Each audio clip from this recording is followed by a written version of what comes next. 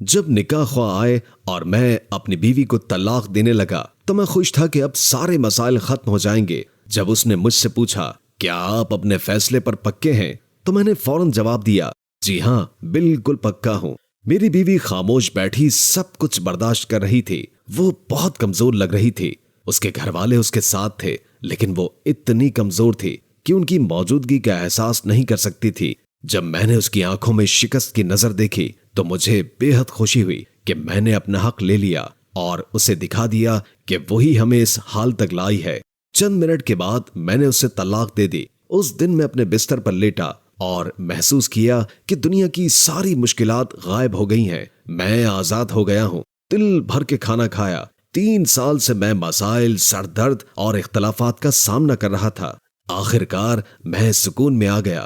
نماز پڑھ کر اللہ کا شکر ادا کیا، اپنے گھر والوں کے پاس گیا اور وہ بہت خوش تھے کہ میں نے اس سے نجات پا لی۔ میں نے اپنی زندگی دوبارہ آزادانہ طور پر جینے کا آغاز کیا، لیکن زیادہ وقت نہیں گزرا اور چیزیں میری توقعات کے خلاف ہو گئیں۔ ہر کوئی اپنی زندگی میں مصروف ہو گیا۔ ہر رات کے آخر میں وہ اپنے کمرے میں بند ہو جاتے اور میں اپنے کمرے میں اکیلا، کمزور اور تنہا رہ جاتا۔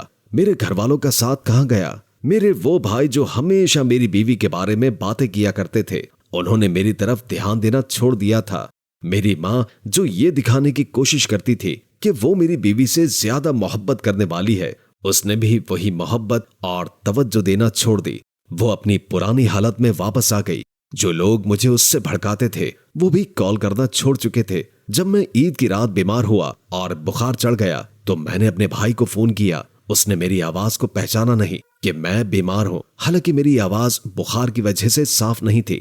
مجھے ایک دفعہ یاد آیا کہ میری بیوی نے مجھے ایک بار باہر جاتے ہوئے فون کیا تھا اور پوچھا تھا آپ خیریت سے ہیں؟ وہ بے وجہ پریشان تھی۔ اس وقت مجھے کمزوری محسوس ہو رہی تھی اور میں نے ہسپتال میں ڈرپ لگوائی تھی بغیر اسے بتائے۔ کہاں ہے وہ سکون جس کا انہوں نے وعدہ کیا تھا؟ کیوں کوئی میری زندگی کی خبریں جاننے کا خواہش مند نہیں رہا؟ اگر وہ سب شروع سے ہی اتنے دور رہتے تو ہمارے درمیان اتنے مسائل نہ ہوتے۔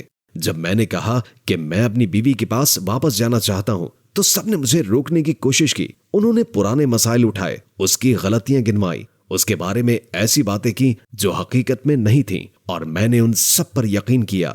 انہوں نے بہت میرے نجی معاملات میں مداخلت کی جو انہیں بالکل نہیں کرنے چاہیے تھے۔ انہوں نے میری زندگی کی تفصیلات میں اتنی مداخلت کی کہ ان کا اندر ہونا یا حتیٰ کہ دروازے پر ہونا بھی مناسب نہیں تھا۔ مجھے یہ سب کچھ دیر سے سمجھ آیا جب میں نے اپنی زندگی میں ایک وقفہ لیا۔ جب میری بیوی دور ہو گئی تب مجھے پتا چلا کہ وہ اپنی پوری کوشش کر رہی تھی کہ ہمارا گھر نہ ٹوٹے، اور میں اس کا ہاتھ چھوڑ رہا تھا۔ وہ ہماری نجی باتوں کو چھپا رہی تھی اور میں سب کچھ دوسروں کے سامنے کھول رہا تھا۔